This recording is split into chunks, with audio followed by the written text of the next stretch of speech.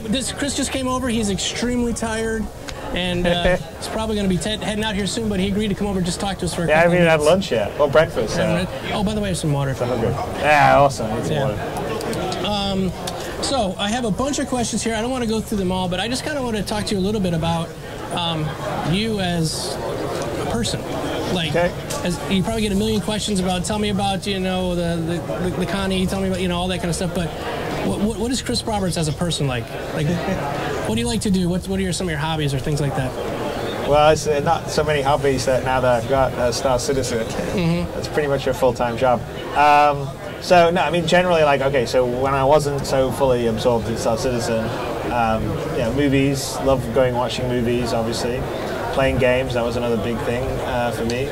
On the physical side, I'm I like tennis as my sport, so I go I'm trying to do, you know, sitting behind, working on a game kind of has not been so good for here, but I'm trying to get back, so I play tennis 2 or 3 times a week and do a few other things. I used to read, but not so much anymore because, again, I'm too busy. Douglas Adams. Well, I know all of them. Well, there's plenty of references for his stuff. And a long time ago, I used to do wargaming, so I think I showed on one of my Temple of the Chairman where I had all these 15mm Napoleonic miniatures, and I've got all this geohex that I've had for 20 odd years. I used to play Mech Warrior, or not Mech Warrior. No, it was Mech Warrior. The one you painted little miniatures. Yeah, so I haul my miniatures and geohex around everywhere, and everyone says, "You want to throw this out?" I'm like, "No, I don't want to throw it out." You spent a lot of time painting those. Yeah, some of them, not all of them. I mean, they had a whole full battle of order from Austerlitz, and I didn't paint all of them. There was some talented folks in the UK that painted some of them, and then some of them I painted myself. It's fun painting them. It just is time consuming. My eyes aren't any good anymore. I used to sit there and do like the dull dry brushing and everything. Right. Yeah. You do the wash. Yep. And then you dry brush on top. And get all the armor detail to show up, and then you go into do little fine details like eyes. Yeah, it's basically the old school version of what they do with AO mapping and normal mapping in games. So So how do you manage your life right now with this game being so massive? I mean, you're doing this right now at PAX. Yeah. You know, last night you just did the dogfighting modules, showing how that. How do you handle, doing all this? I mean, it seems to be a lot. It is a lot. No, it's a lot. It's definitely it's a full-time job. I mean, I sort of view it like when I was making movies for a while. When you make movies, when you're in production, that's pretty much what your life is.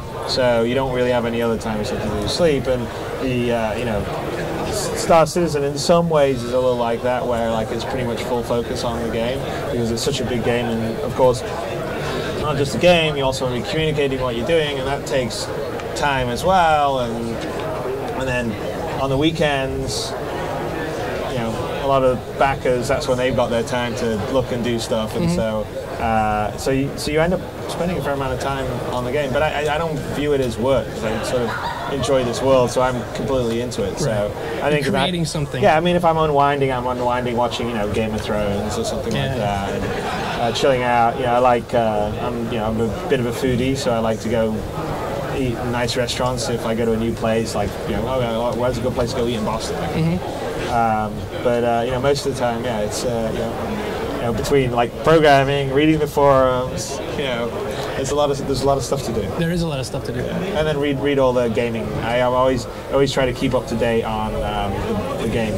So I read all the various online outlets, and just not just for stuff about Star Citizen, just to see kind of what people's moods are. And that's me.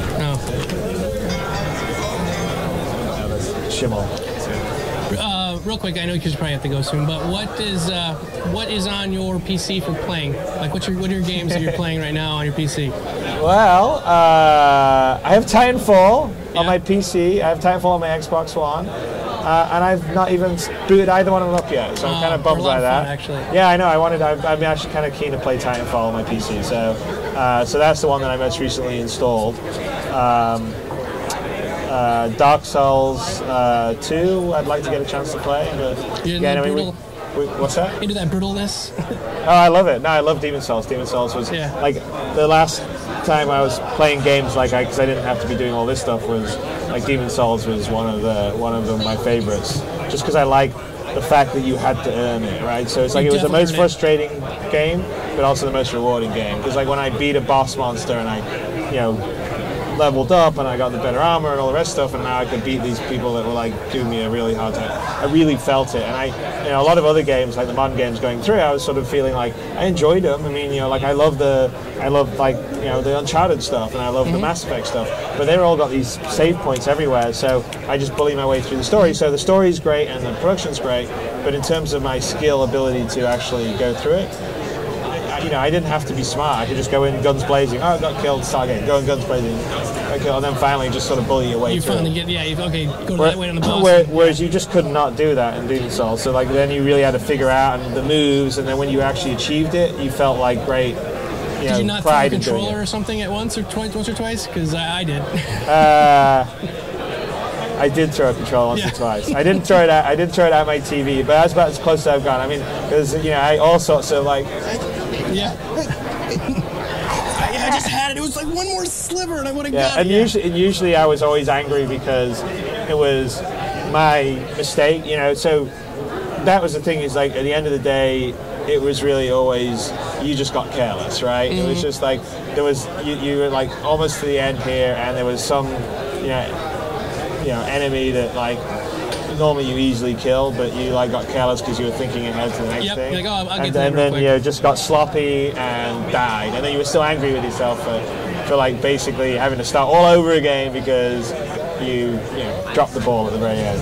Yeah. All right. Well, I don't want to hold you up because I know you're really tired, and so you could probably sit here all day long talking about this kind of stuff. But I appreciate you taking some time to come on over here and hang out. Well, thanks for running his podcast and stuff. Absolutely. Awesome.